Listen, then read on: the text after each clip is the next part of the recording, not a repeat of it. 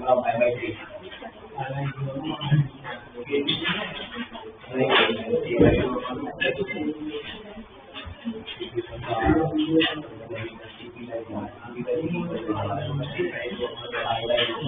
कल की क्लास में हमने वेव स्टार्ट किया था। आज एक स्पेसिफिक टॉपिक स्टडी करना है, पहले आइडिया दे देते हैं।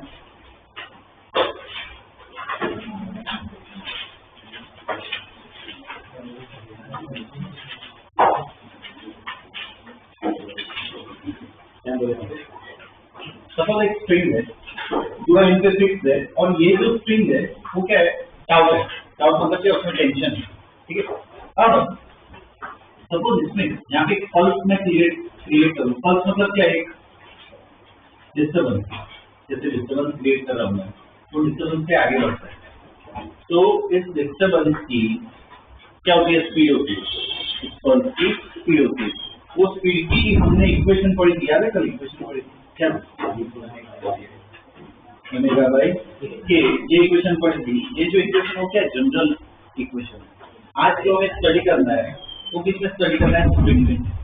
तो उसके ना एक अलग इक्वेशन आती है, उसका एक डिराइवेशन है। वो डिराइवेशन क्या एग्जाम में आता है, ठीक है। तो डिराइवेशन देखते हैं, बाद में प्रॉब्लम करते हैं, ओके। टॉपिक लिख लो, wave speed, wave speed on a string, wave speed on a string,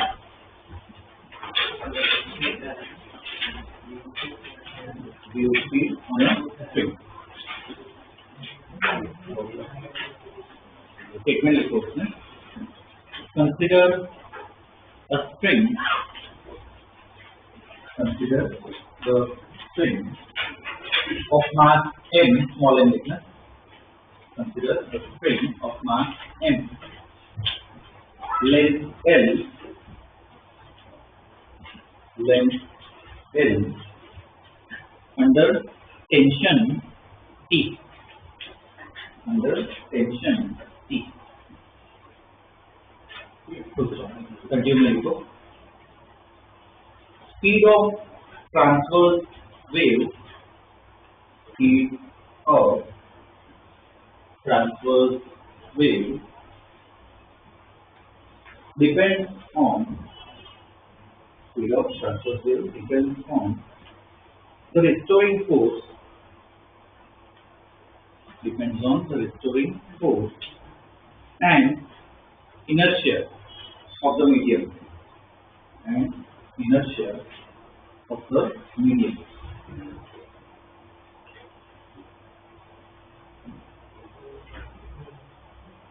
ये स्टेटमेंट जो लिखा है उसका मतलब क्या है, रिस्टोरिंग फोर्स। यहाँ पे एक ही फोर्स कर रहा है, कौन सा फोर्स कर रहा है, कौन सा फोर्स करता है, टेंशन।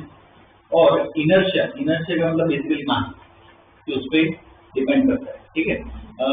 किसी को आइडिया हो तो पता है, एक अच्छा एग्जाम्पल कौन सा है, वो गिटार जो होता है, गिटार में स्ट्रिंग्स होती है, पता है। वो जो गिटारिस्ट होते हैं वो नॉब घुमाते हैं, वो नॉब घुमाते क्या करते हैं, टेंशन चेंज करते हैं। तो उससे वो स्प्रिंग हम प्लग करे तो उससे बेसिकली जो वेव क्रिएट होती है ना, वो हम पढ़ेंगे आगे, साउंड में आएगा। अभी के लिए थोड़ा आइडिया दे देता हूँ कि प्लग करते हैं मतलब बेसिकली क्या है, वो वेव की स्पीड उसमें चेंज होती है। तो किस पे डिपेंड करता है, टेंशन पे डिपेंड करेगा, और किस पे, वो मास, ठीक है। मास से बेटर टर्म क्या है, डेंसिटी पे डिपेंड करता है, ठीक है। आगे देखो, for a spring, for a spring, the restoring force is tension। For a spring, the restoring force is tension and inertia,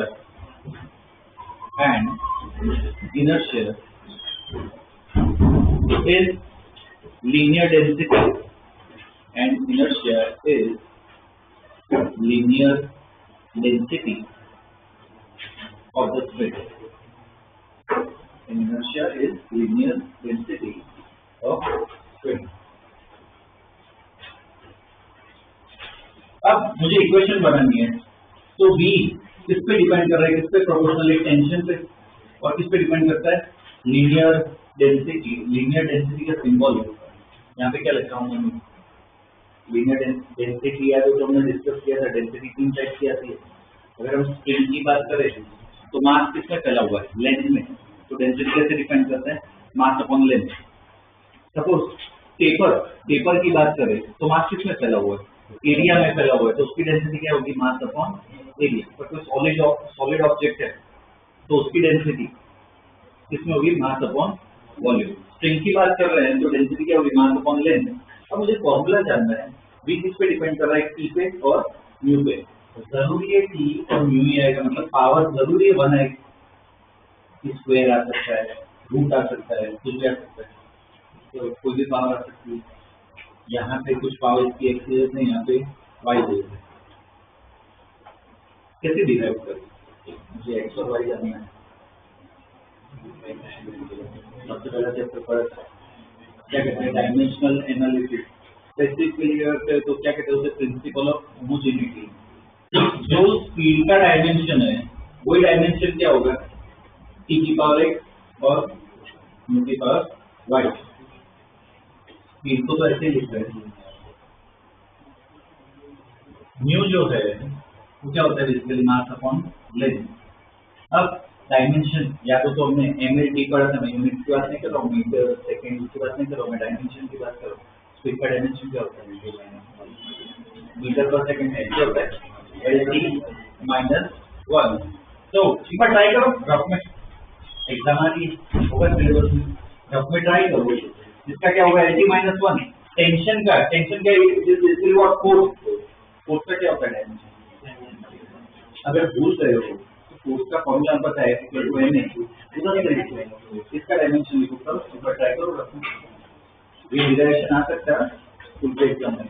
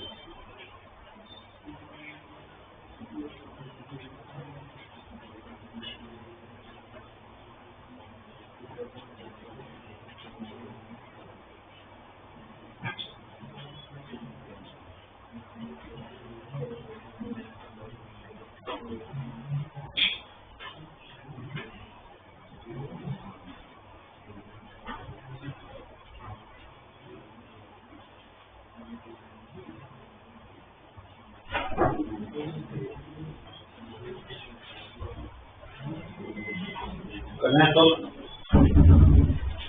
Vicky जगह क्या है, LT - 1। ये टेंशन का बोलो, टेंशन का डायमेंशन क्या होगा, MLT - 2।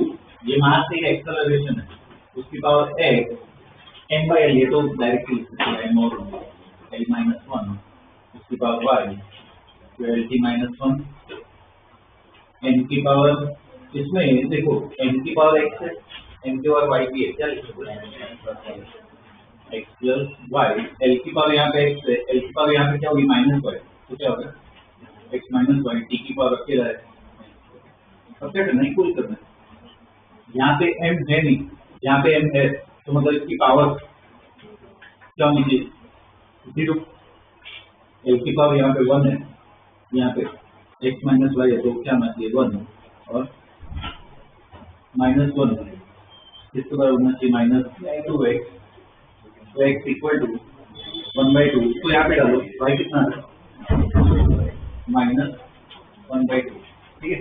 तो यहाँ पे सब्स्टिट्यूट करें मेन इक्वेशन में, तो v इक्वल टू टी की पावर क्या आ रही है 1/2, म्यू की पावर लीनियर डेंसिटी जो है उसकी पावर क्या आ रही है -1/2। इसको प्रॉपर्ली रीअरेंज करें, ठीक है। 1/2 और -1/2 क्या हो जाएगा, नीचे आ जाएगा। ये फिर का फॉर्मूला, ठीक है। इसका डिराइवेशन स्कूल में आ सकता है, प्रॉब्लम्स करेंगे उसमें कोई पूछेगा नहीं कॉम्पिटिटिव लेवल पर, स्कूल के एग्जाम में आ सकता है कोई डिराइव, ठीक है। डायमेंशन एनालिसिस से डिराइव करना, ठीक है। देखो इसको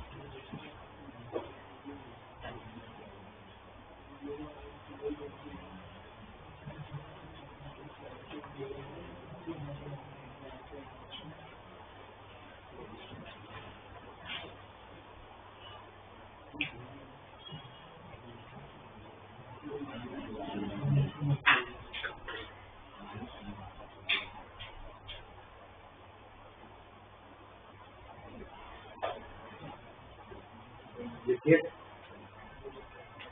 पहले एनसीईआरटी के क्वेश्चंस कर लेते हैं, ठीक है। बाद में अलग अलग टाइप देखते हैं इसमें।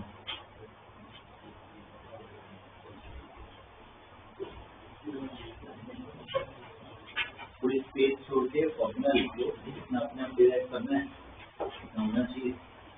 एक क्वेश्चन लिखो, a spring of mass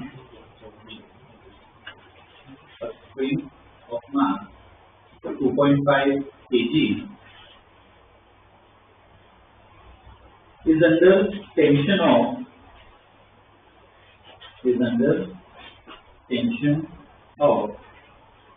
200 Newton. Is under tension of 200 Newton. ठीक है, full stop. Length is 20 meters. Length is 20 meters. How long does a transverse wave? How long does a transverse wave? How long does a transverse wave take to reach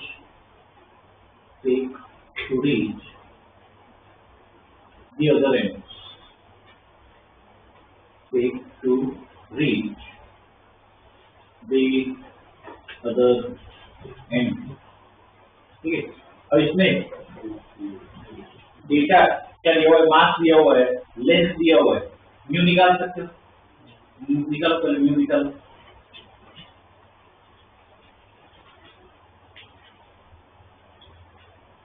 mu is equal to what, m/l। Mu में कितना है,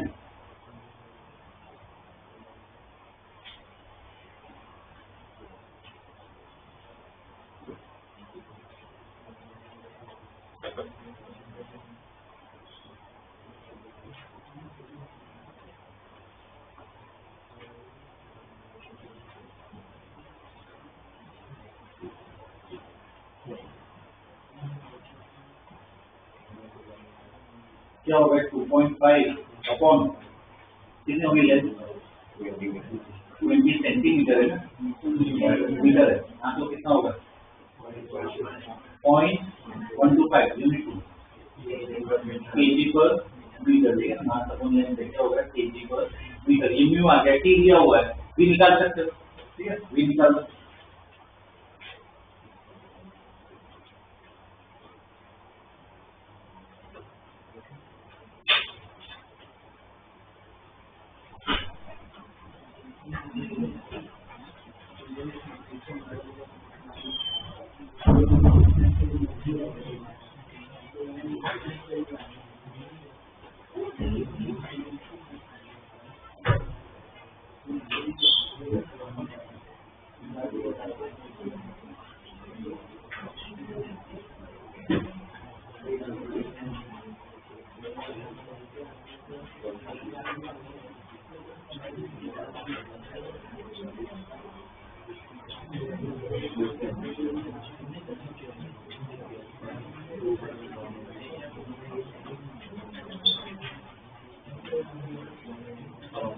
कितना आ रहा है अभी?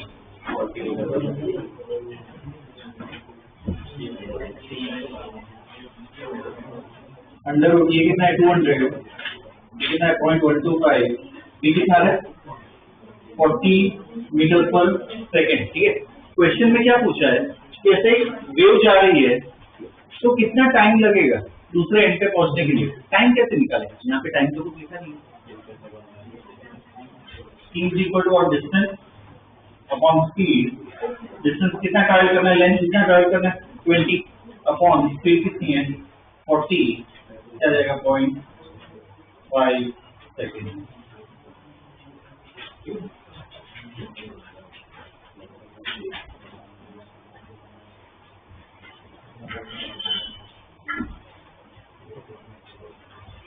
Okay, ये NCERT का problem है। एक और ऐसा सेम क्वेश्चन है पर वो करवा नहीं रहा हूँ, इजी है, डेटा बेस्ड है, ठीक है ना, कोई करने की जरूरत नहीं, वो डायरेक्ट ही समझ में आ जाएगा। तो अलग टाइप के क्वेश्चन करते हैं। नेक्स्ट देखो question, speed of a transverse wave, speed of a transverse wave through a string of length 50 centimeters. Speed of a transverse wave through a string of length 50 centimeters and mass 10 grams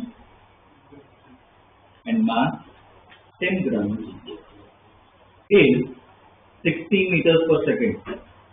Length 50 centimeters and mass 10 grams is 60 meters per second. ठीक है, तो cross section area of wire is, cross section area of wire is 2 mm square. Cross section area of wire is 2 mm square and Young modulus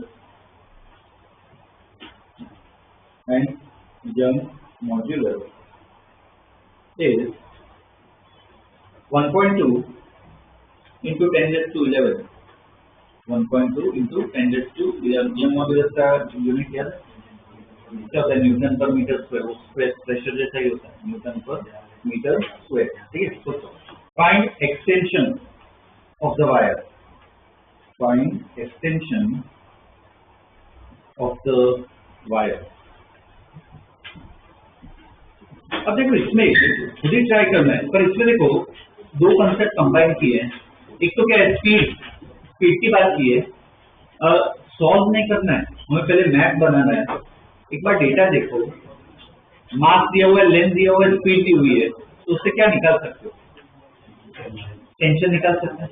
अब extension पूछा है, याद हो तो solid में हमने पढ़ा था हुक्स लॉ, याद है हुक्स लॉ क्या है, stress is equal to sigma equal to क्या था y into epsilon.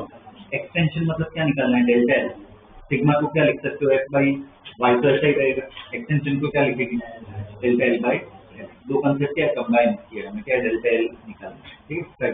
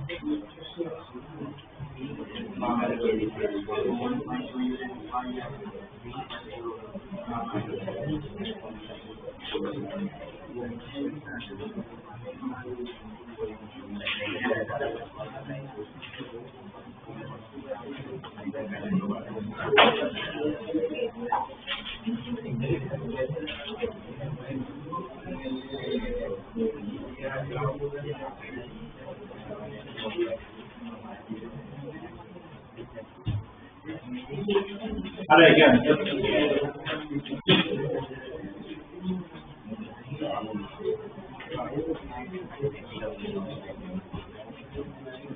Equal to क्या है? डी बाई म्यू, रूट उधर ले जाओ तो T equal to square to mu, D कितना दिया हुआ? 60 square, mass of lead, mass कितना दिया हुआ? 20 ग्राम, 10 ग्राम, तो 10 into 10 raised to minus 3, then 50 centimetre, मतलब 0.5, टी कितना है? 72 न्यूटन। ये अपना टेंशन आ गया। अब क्या लगाना है? मैं हुक्स लॉ लगाए, sigma equal to 1 into epsilon, sigma को क्या लिख सकते हैं? T by A into I delta L by L, यहाँ से क्या डेल्टा एल आ जाएगा?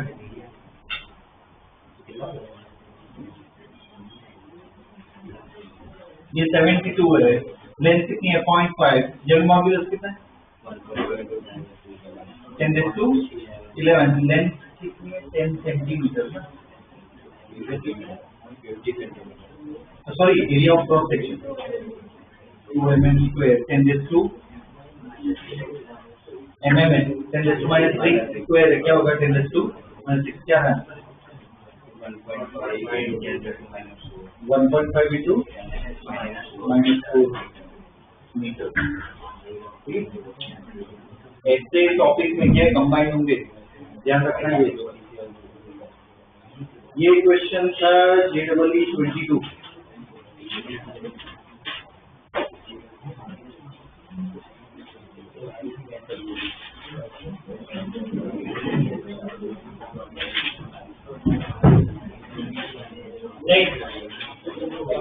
नेक्स्ट क्वेश्चन लिखो। A transverse wave has speed v. A transverse wave has speed v when tension is when tension is 2.06 into 10 raised to 4 Newton. 2.06 into 10 raised to 4 Newton. Find tension T. Find tension T when speed is changed to. Find tension T when speed is changed to v by 2. When speed is changed to v by 2.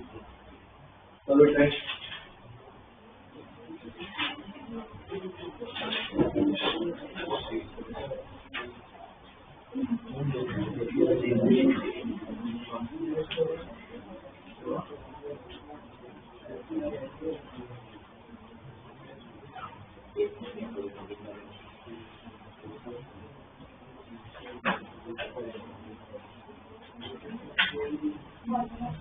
Yeah.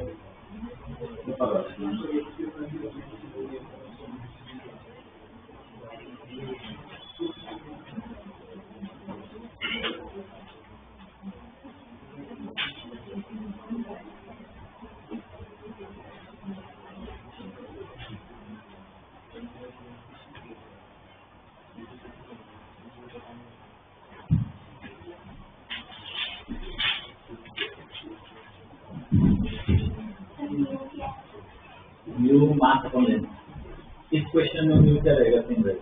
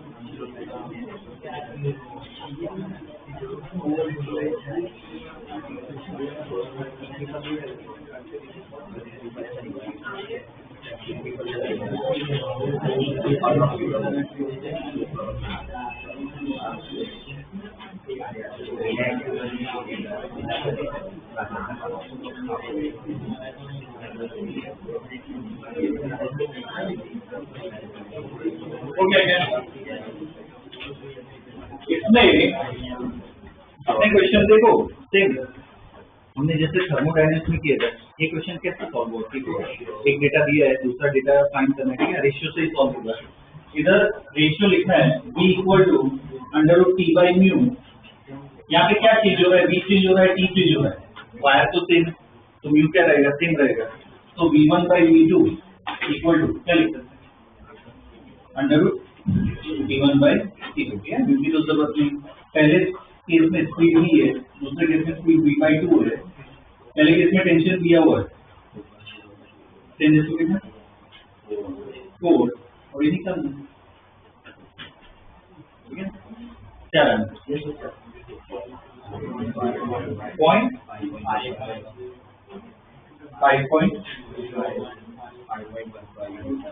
5.1 into 10⁻³ Newton. ये question था JEE 20 का question था.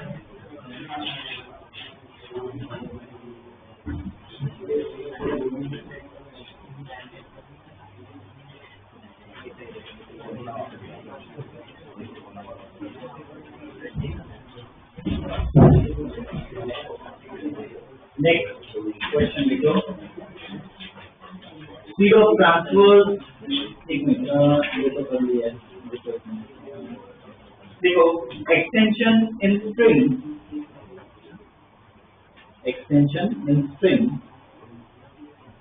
is x.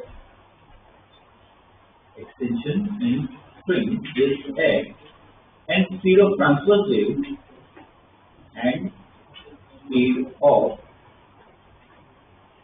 transverse wave is v. Speed of transverse wave is v. Okay, full stop. If extension is increased to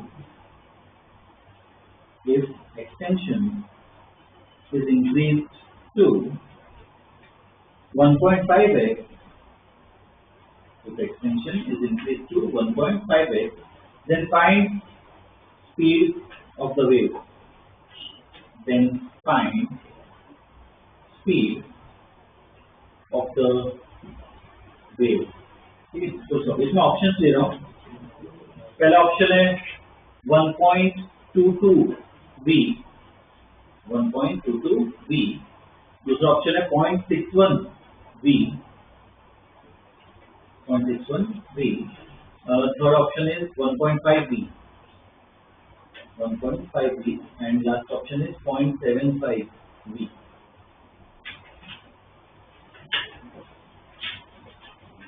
Okay.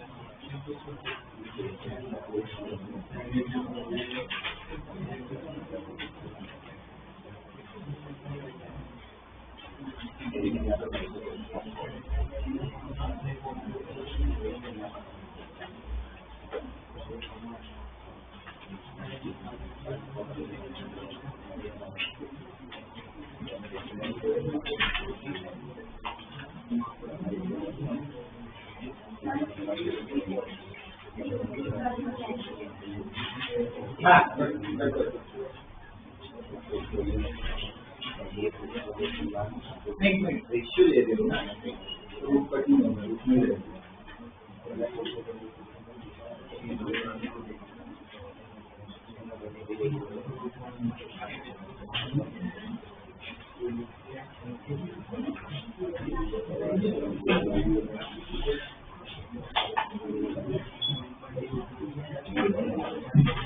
कितना है 1.2 पहला option आ रहा है.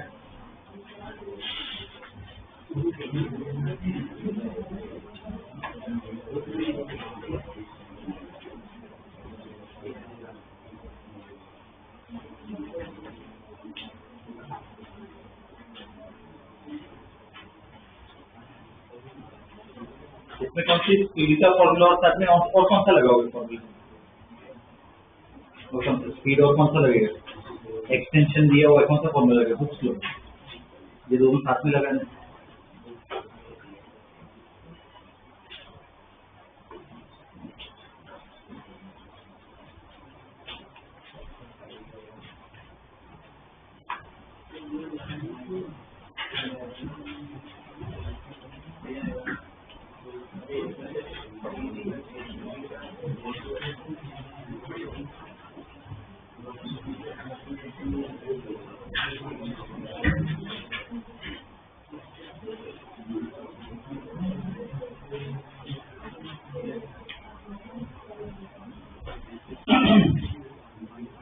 यहाँ पे b equal to under T by mu और बुक्स लॉ स्क्वायर को ऐसे लिख सकते हो is equal to I into delta L by L.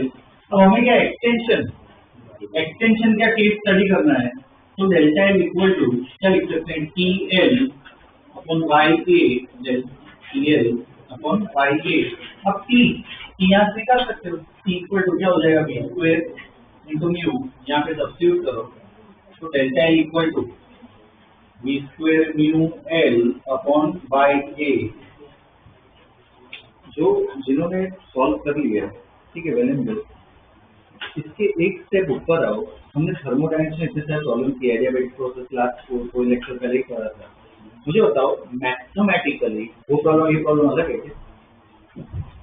उधर हमने क्या किया था, टी और बी को स्टडी किया था, इक्वेशन बनाई थी. यहाँ पे क्या है, स्टडी कर रहा हो क्या, बाकी रेशियो ही है और क्या. ठीक है, ऐसे बहुत सारे क्वेश्चन आएंगे खास करके कम्पिटिटिव लेवल पर, तो तुम्हें इक्वेशन ऐसे मैनिपुलेट करना आना चाहिए। यहाँ पे स्ट्रिंग सेम है, क्या क्या सेम रहेगा, क्या क्या कॉन्स्टेंट है, म्यू एल वाई ए, वो स्ट्रिंग पे डिपेंड करता हो, तो क्या कॉन्स्टेंट है। तो यहाँ पे रेशियो में प्रोपोर्शनलिटी लिखे, डेल्टा एल किससे प्रोपोर्शनल है, वी स्क्वायर, तो delta L one by delta L two equal to V1 square by V2 square. पहले में x दिया है, उसमें कितना है 1.5 x, पहले स्पीड कितनी v, दूसरे में निकालनी है, तो v square V2 square equal to क्या हो जाएगा, v x कैंसिल इनटू 1.5, तो V2 इक्वल टू क्या होगा, अंडर रूट क्या हो जाएगा 1.5 इंटू v, कितना आएगा, ठीक है। ये जेडब्ल्यू लिख लो, ये पता नहीं है, पहले पूछा था, ये भी जेडब्ल्यू का क्वेश्चन है। इसमें क्या अलग अलग वेरिएशन ऐसे आते हैं, ठीक है। नेक्स्ट क्वेश्चन लिखो, equation of a travelling wave, equation of a travelling wave having density, equation of a traveling wave having density 5 grams per meter, 5 grams per meter is y equal to 0.03, y equal to 0.03 times, y equal to 0.03 time, बाद में bracket में लिखो 450t, 450t minus 9x, आता है लिखना 450t minus 9x, bracket close, ठीक है। In SI unit, उधर जो वैल्यू दी है सब एसआई में, ठीक है, in SI unit. Find tension in the string, find tension in the string। चलो सही, लास्ट क्लास में पढ़ा था उसका नॉलेज यूज हो गया यहाँ पे।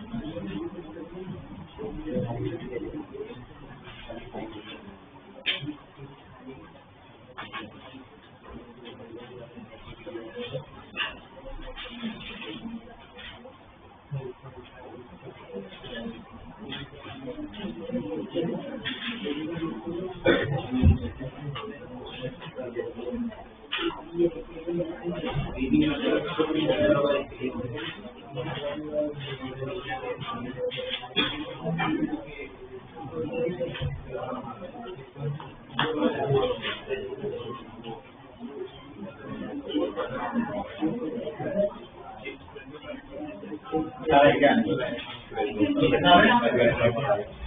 12.5 रुपये है।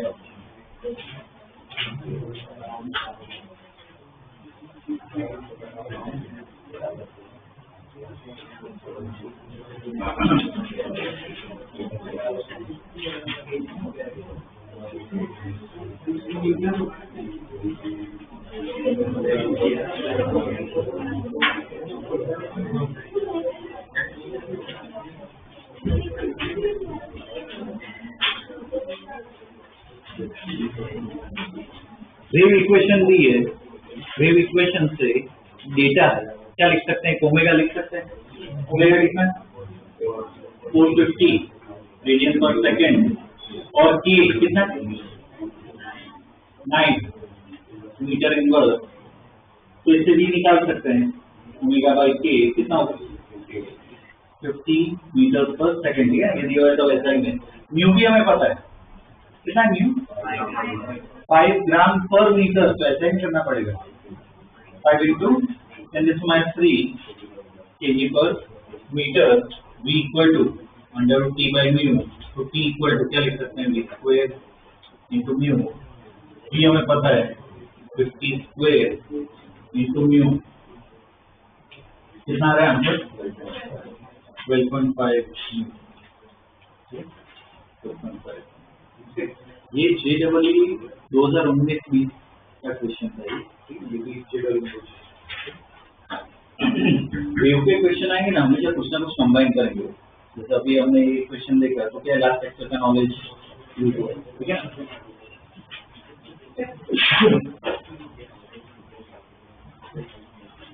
एक और क्वेश्चन दे रहा हूँ ऐसा,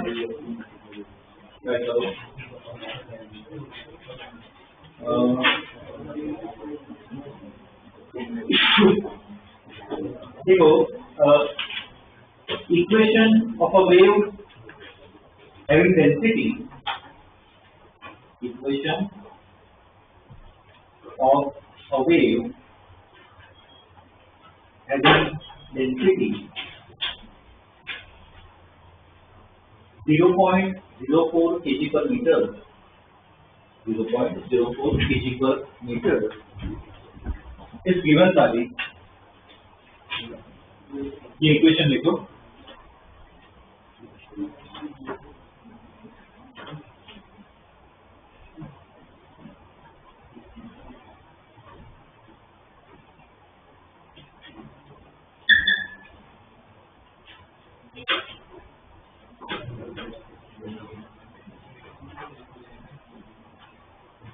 देखो इक्वेशन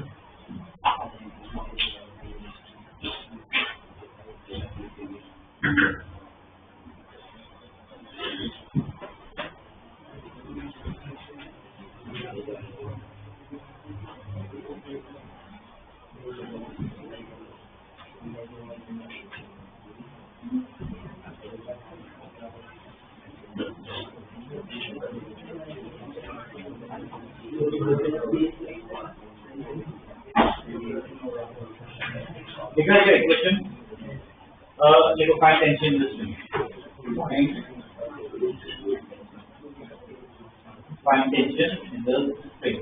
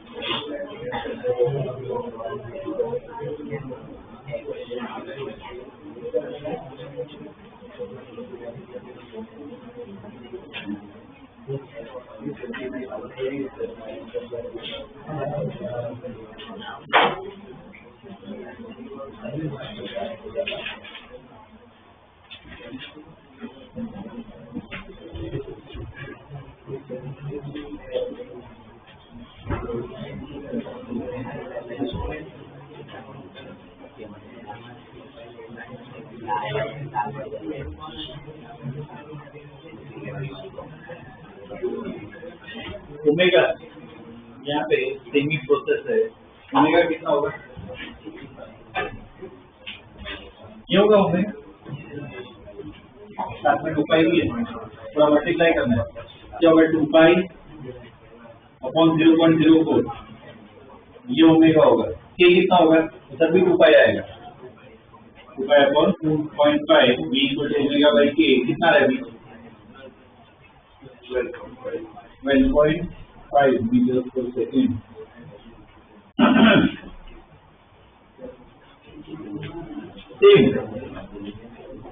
सेम प्रॉब्लम है, 12.5 स्क्वायर न्यू कितना दिया हुआ?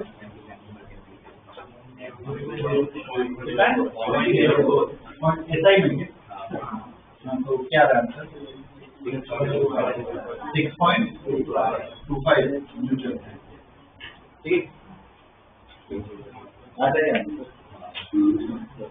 ये JEE 2019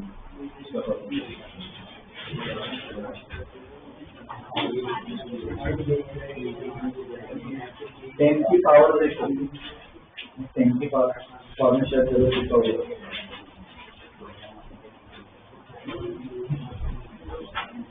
ठीक है।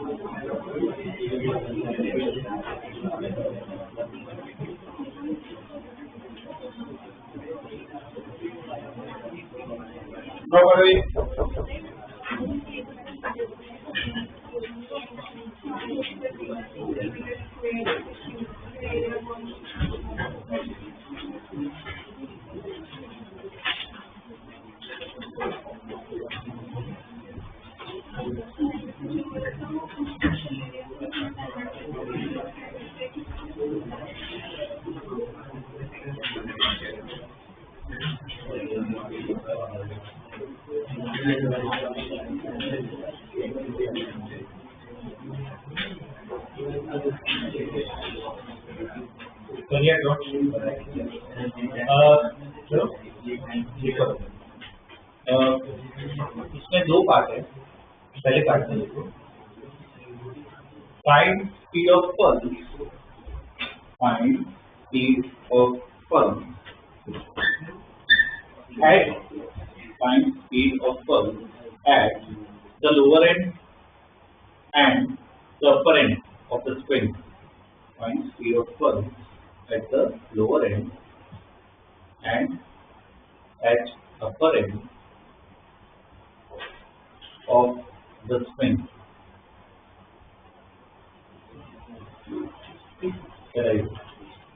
दूसरे पार्ट में लिखो, if wavelength at lower end, if wavelength at lower end is 0.3 centimeters, if wavelength at lower end is 0.3 centimeters, then find wavelength of the pulse, then find wavelength of the pulse at the top end. Then find wavelength of the pulse at top end.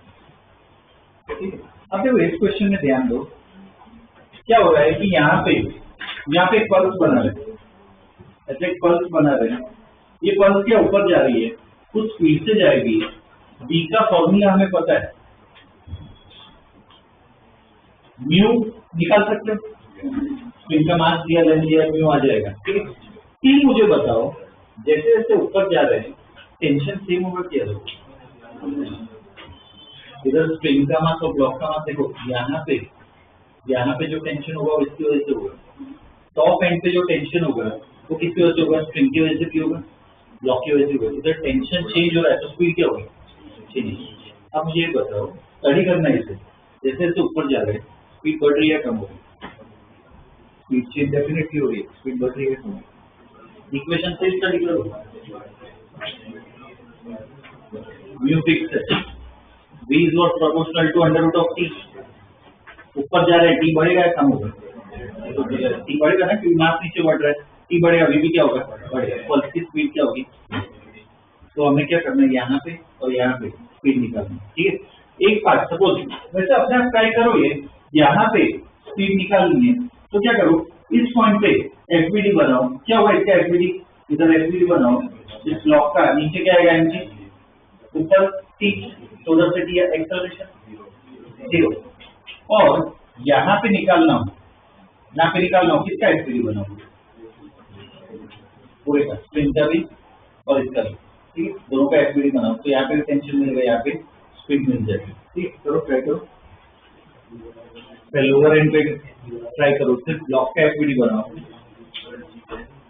हाँ G10 ले लो, G10।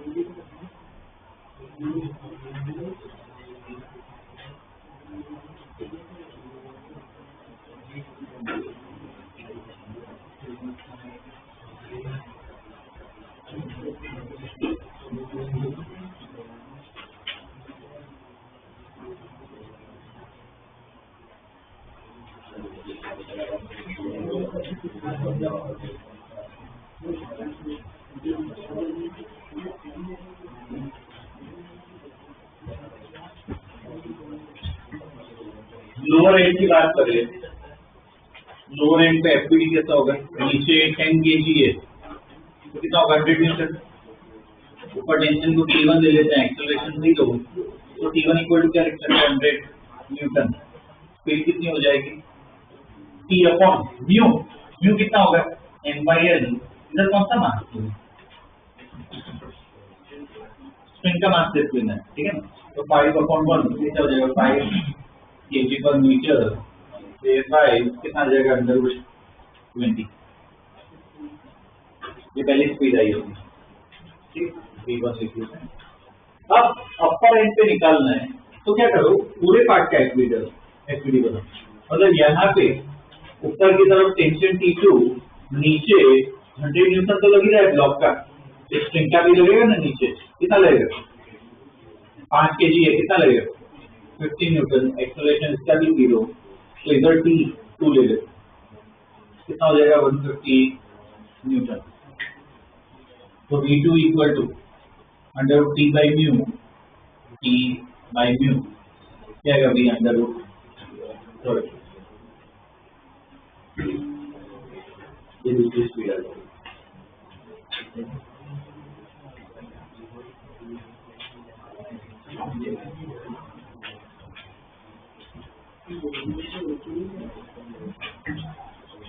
ये पहला part हुआ अपना। दूसरे part में, दूसरा part important है, उससे ना स्टार मार्क कर देना, वो कंसेप्ट इसमें दिखा रहा हूँ। क्या दिया हुआ है, वेवलेंथ दे रखी है एक पार्ट में, दूसरे पार्ट में वेवलेंथ निकालनी है। जब पल्स क्रिएट होती है, जब पल्स क्रिएट होती है, पल्स कौन क्रिएट करता है, सोर्स। तो यहाँ पे तो जैसे मैं प्लस करूँ या जब उसका सोर्स हो वो क्रिएट करता है पल्स। तो फ्रीक्वेंसी, फ्रीक्वेंसी होती है ना पल्स की, वो कभी चेंज नहीं होती, स्पीड चेंज हो सकती है, वेवलेंथ चेंज हो सकती है, फ्रीक्वेंसी कभी चेंज नहीं होती, ठीक है। ये इतना शायद अगर 10th में पढ़ा हो तो, लाइट की एयर में स्पीड कितनी होती है,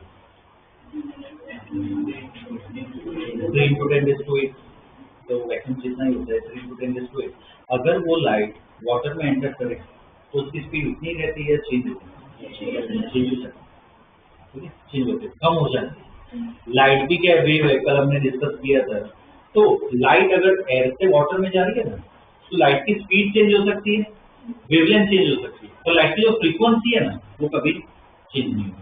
वो किस पे डिपेंड करता है, सोर्स पे। मतलब अपने केस में सन लाइट प्रोड्यूस कर रहा है, फ्रीक्वेंसी क्या रहती है, फिक्स। सेम यहाँ पे फ्रीक्वेंसी क्या रहेगी, फिक्स रहेगी। वेवलेंथ और स्पीड वो क्या होती है, चेंज होती है, ठीक है। तो इसको लिखो, पहले स्टेटमेंट लिखो। For a given string, for a given string, speed and wavelength can change. For given string, speed and wavelength can change, but its frequency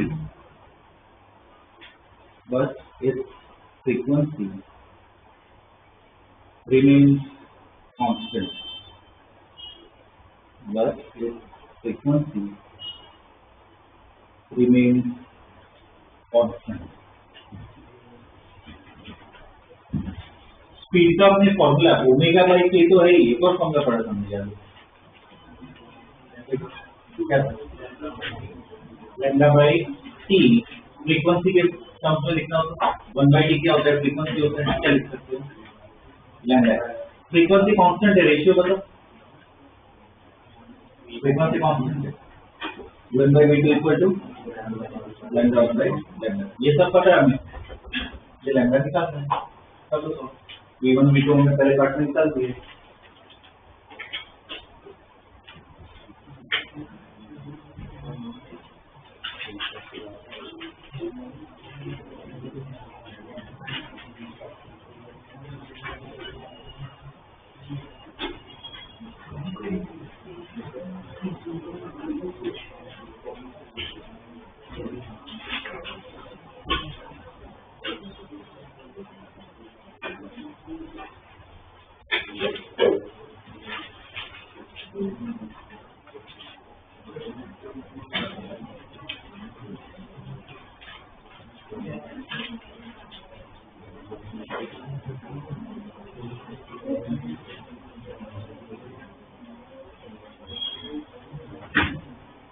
तो ये तो v1 कितना अंडर रूट 20, ये कितना under root 30 equal to lambda में कितना दिया था 0.3, लैम्डा 2 निकलना है 0.3 सेंटीमीटर। हाँ तो लैम्डा 2 की सेंटीमीटर में लिख सकते हैं, कितना हो जाएगा लैम्डा 2 0.3 रूट 3/2 सेंटीमीटर, तो उसकी वेवलेंथ है।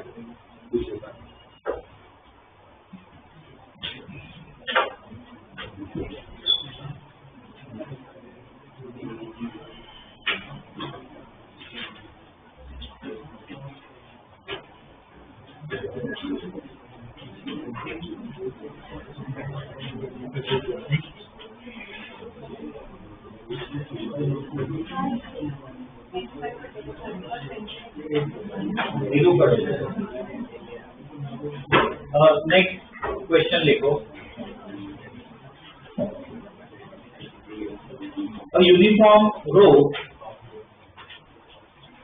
A uniform row of mass 6 kg and length 12 meters. A uniform row of mass 6 kg and length 12 meters hangs vertically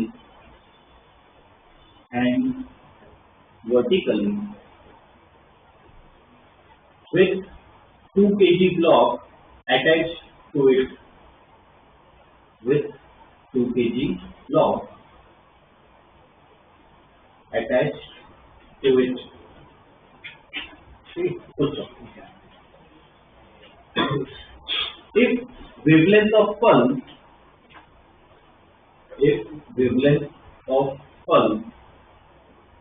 at lower end is 0.06 meters. If wavelength of pulse at lower end is 0.06 meters, then find wavelength at the top end. Then find wavelength at the top end.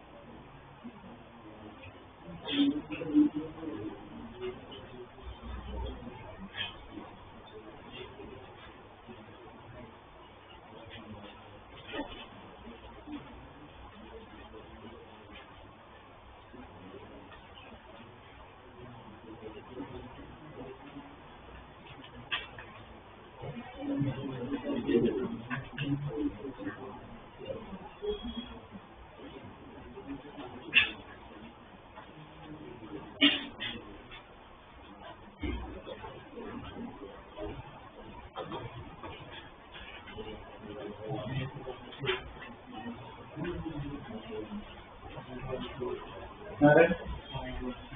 0.12.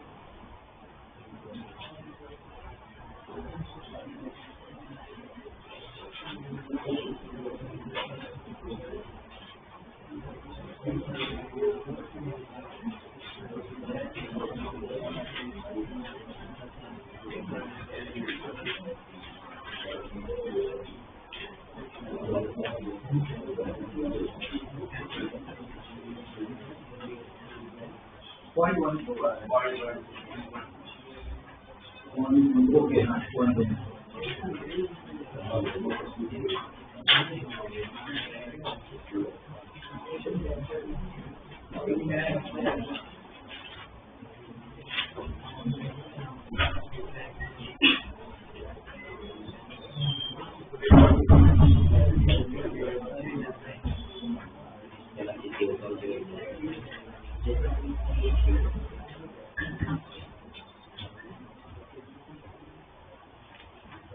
All right, yes. 0.12.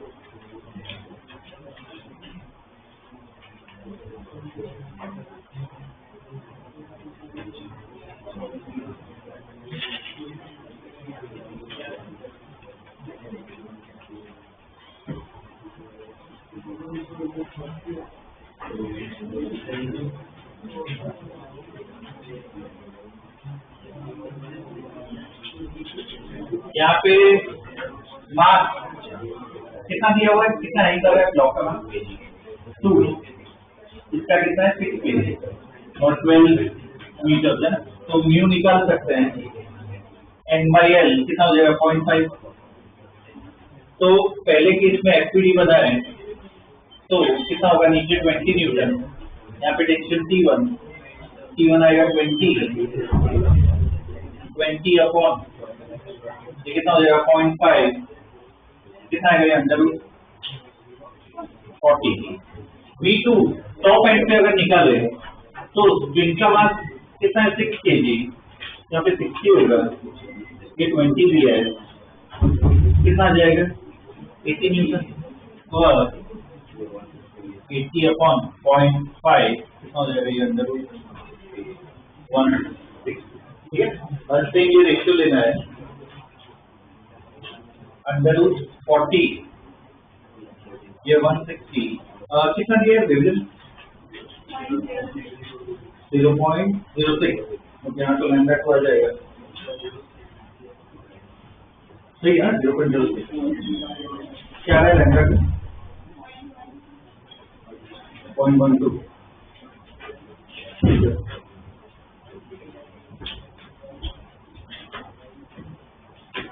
ये जो question है ना ऐसे type के, exact ऐसा नहीं बोल रहा हूँ, ऐसे टाइप के क्वेश्चन एडवांस में आ चुके, मल्टीपल चॉइस आते हैं, स्पीड पूछते हैं, वेवलेंथ सब पूछते हैं। ठीक है, अब ऐसे क्वेश्चन है ना मेन में नहीं आए, पर सपोज नेक्स्ट अगर तुम लोग दोगे JEE तो JEE नहीं, ऐसा क्वेश्चन डेफिनेटली आ सकता है, क्योंकि क्वेश्चन मुश्किल नहीं है, इजीली हम उसको क्या सॉल्व कर सकते हैं।